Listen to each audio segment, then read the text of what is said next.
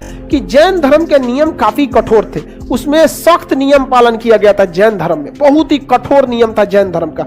खाना नहीं खाना है, ऐसे ही मर जाना है, आखिरी समय में खाना पीना छोड़ना है, वस्त्र नहीं पहनना है, ब्रह्मचर्य जीवन को जीना है। भाषा काफी कठिन थी, तो उस समय उनको वो प्राकृत भाषा बोलते थे जैन धर्म वाले। इन्होंने क्या दिया? पाली भाषा। उस समय की सबसे प्रसिद्ध भाषा पाली भाषा थी। उस समय की सबसे प्रसिद्ध भाषा पाली भाषा। तो पाली भाषा में इन्होंने उपदेश दिया और बीच का रास्ता अपनाने के लिए कहा कि बहुत ज्यादा बड़ा सपना भी मत देखिए, छोटा भी मत देखिए, बीच का रास्ता अपनाइए ताकि ज्यादा दिक्कत ना हो। अष्टांगिक मार्ग बोला उन्होंने। क्या बोला? अष्टांगिक। 8 तरीके बताए जीवन जीने का, जिसे क्या बोला गया? अष्टांगिक मार्ग। तो अष्टांगिक मार्ग का सिद्धांत किसने दिया था? बौद्ध धर्म, महात्मा बुद्ध यानी बौद्ध धर्म ने दिया था। इन्होंने कहा था कि जो पुनर्जन्म होता है, इससे छुटकारा पाना सबसे जरूरी है। पता चला इस जन्म में तो आदमी अगले जन्म में गधा बन गया, अगले जन्म में कुत्ता, सियार, भेड़िया क्या बन जाएगा, दिक्कत होगा। अतः पुनर्जन्म में विश्वास जैन धर्म ने भी किया और पुनः धर्म में विश्वास बौद्ध धर्म ने भी किया। लेकिन दोनों में अंतर क्या है? जैन धर्म ने कहा कि आत्मा को सताओ वरना यह पुनर्जन्म ले लेगा, और बौद्ध धर्म ने कहा कि इच्छा आपकी अगर किसी इस जन्म में अधूरी रह गई तो उसे लिए वो क्या होगा अगले जन्म में। तो बताइए, बौद्ध धर्म ने पुनर्जन्म का कारण किसे बताया? और जैन धर्म ने कहा आत्मा को सदा। महात्मा बुद्ध ने कहा कि इच्छा पर कंट्रोल पाना जरूरी है। महात्मा बुद्ध की बातें काफी लॉजिकल होती थी। उन्होंने कहा कि देखिए सारे भीड़ को बुलाए, कहे कि एक चीज हम आपको बताते हैं, इसमें हर इंसान दुखी है। अभी भी आप लोग में भी हर इंसान दुखी है कि नहीं? हर इंसान दुखी है। क्या आपने खान सर की 3 मुख्य बातों पर ध्यान दिया?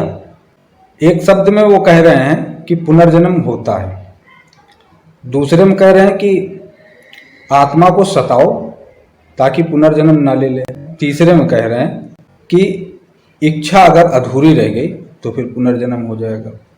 इसके बारे में आपको हम बताएंगे। तो स्वागत है आपका हमारे YouTube चैनल धर्म, इतिहास और विज्ञान। 3 मुख्य बातें हैं और हम इसमें और आगे भी बताएंगे कि पुनर्जन्म से बच कैसे सकते हैं। तो हम बच सकते हैं या सिर्फ मानव जाति? हम माने सभी आ जाएंगे, सभी योनियां हो जाएंगी, और मैं माने मानव जाति को बचाया जा सकता है। अभी जो मेरे पास अपना जो समझ है, जो मेरे पास अपना ज्ञान है, इसके माध्यम से मैं इंसान को बचा सकता हूँ कि इंसान पुनर्जन्म लेने से बच सकता।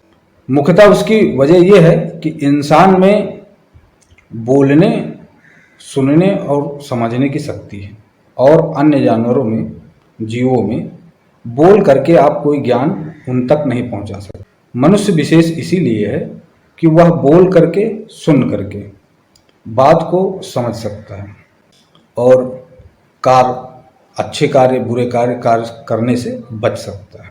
यह मनुष्य योनि इसलिए उत्तम योनि है, और यहाँ तक का जो सफ़र करता है जीवात्मा, तो वो इसीलिए करता है कि यहाँ आकर के तृप्त हो जाए। शब्दों के द्वारा अगर वह तृप्त हो जाए तो फिर वह पुनर्जन्म लेने से बच सकता है। तो इसमें मैं कौन हूँ को जानने की ज़रूरत पड़ेगी। थोड़े से में ही बहुत से लोग समझ सकते हैं और संतोष कर सकते हैं। खान सर की पहले कुछ मुख्य बातों पर थोड़ा सा ध्यान दे लें। खान सर ने कहा कि पुनर्जन्म होता है, और महात्मा बुद्ध कह रहे हैं कि इसकी इच्छा अधूरी रह जाएगी तो यह पुनर्जन्म लेगा, और जैन जी कह रहे हैं कि अगर इसे सताओगे तो यह पुनर्जन्म नहीं लेगा। सताओ का मतलब यह है कि सताओ में आत्मा के ऊपर जब दाब बनेगा, प्रेशर बनेगा, तब डायमंड की उत्पत्ति होती है। इसी को कबीरदास जी ने कहा कि हीरा जन्म अमूल है। जब इतने दाब और इतने ताप में हीरे का जन्म होगा तब वही अमर हो जाएगा। और बाकी सारे जग को कबीरदास जी ने कहा कि मट्टी है। तो मट्टी का कार्य है बनना और बिगड़ना, तो बन बिगड़ रहा है, तो जो हीरे का जन्म हो जाएगा तो वह अमर हो जाएगा। यही है अमर होने का मतलब सिद्धांत। और अमरता को अपने वो जान लेता है तो फिर वह शांत हो जाता है जिस चीज़ को पाना चाहता है। वह तृप्त हो जाता है। इच्छा भी यही चाहती है कि जो कुछ पाना चाहती है, वो पाना क्या चाहती है? अपने आप को पाना चाहती है, सच को जानना चाहती है, समझना चाहती है संसार को। और जब सब कुछ जान और समझ लेगी शब्दों के द्वारा, तब मुमकिन है कि वह शांत हो जाए। और कोई खुद से संसार को पूरा सोख ले, समझ ले, देख ले, जान ले, तो खुद से तो बड़ा मुश्किल होता है। अरबों खरबों में किसी एक को होता है, बहुत कम चांस रहते हैं। लेकिन गुरु इसी माध्यम से समझा सकता है, शब्दों के माध्यम से। और गुरु हमें लगता है कि लोगों को करना चाहिए। हालांकि मैंने नहीं किया, कोई गुरु नहीं किया और कोई धर्मशास्त्र नहीं पढ़ा। तो विषय में आगे बढ़ेंगे। समझाना चाहेंगे आपको कि मनुष्य शब्दों के द्वारा सब कुछ समझ सकता है और जान सकता है और शांत हो सकता है। और इसको समझने का एक आसान तरीका है। कोई मनुष्य मरता है तो इंसान कहता है कि चलते फिरते मर गए, बहुत अच्छी मौत पा लिया। और कुछ लोग घिसल घिसल के मरते। तो जो लोग घिसल घिसल के मरते हैं, काफ़ी परेशान होकर के, उसके माध्यम से आपको समझाना चाहिए। मेरा मानना है कि जो लोग घिसल घिसल के मरे, मतलब उनकी इतनी सेवा की जाए कि उनके शरीर में इतनी जान रहे कि धीरे धीरे जो चेतना है वह एक एक करके टूटे। चेतना जो ज़्यादातर लोग बताते हैं कि मैं माने चेतना, चेतना अगर टूट जाएगी तो फिर जीव स्वतंत्र हो जाएगा। चेतना ही बार बार जन्म लेती, चेतना के ही हाथ पैर सब कुछ है। देखना, सुनना, बोलना, समझना, ये सब चेतना के गुण हैं। तो यही बार बार जन्म लेता है।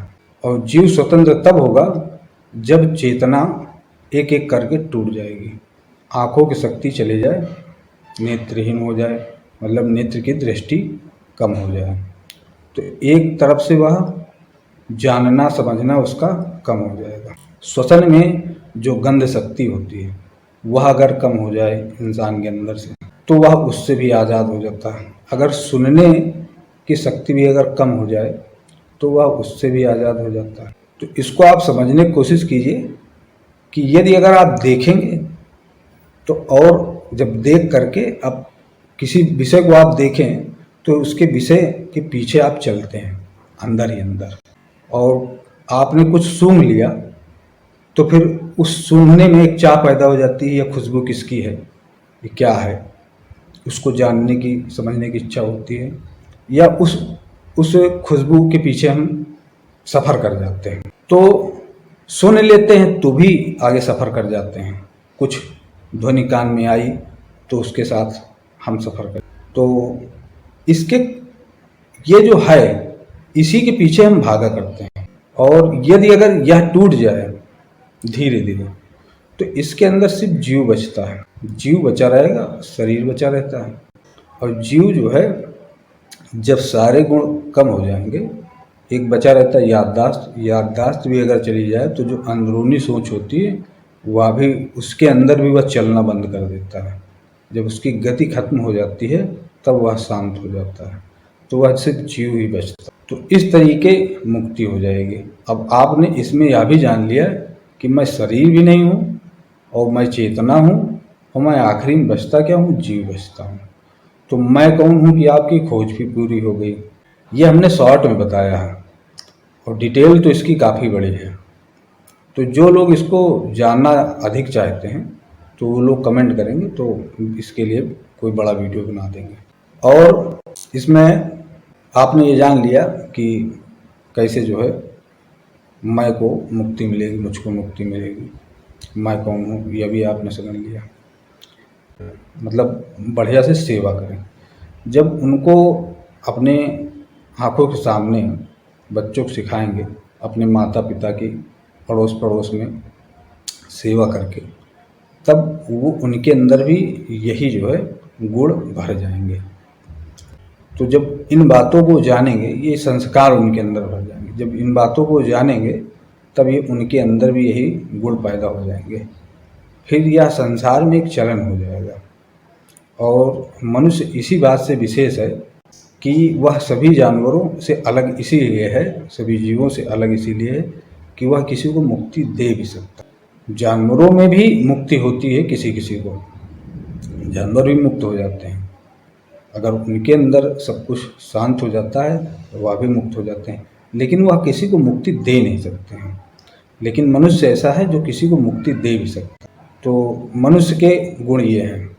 तो हम जो हमारी जो जीवन शैली है, जो संस्कार है हमारे संसार के मनुष्य के, वो इसी बेस पे हैं कि मनुष्य जो है सब जीव जंतुओं में से अलग है और ये स्वयं तो बच सकता है और दूसरों को भी बचा सकता है। मतलब स्वयं उद्धार पा सकता है और दूसरों को भी उद्धार दे सकता है। इस तरीके से अगर संसार चले तो आसान है, लगभग बहुत से लोगों को मुक्ति मिल जाए।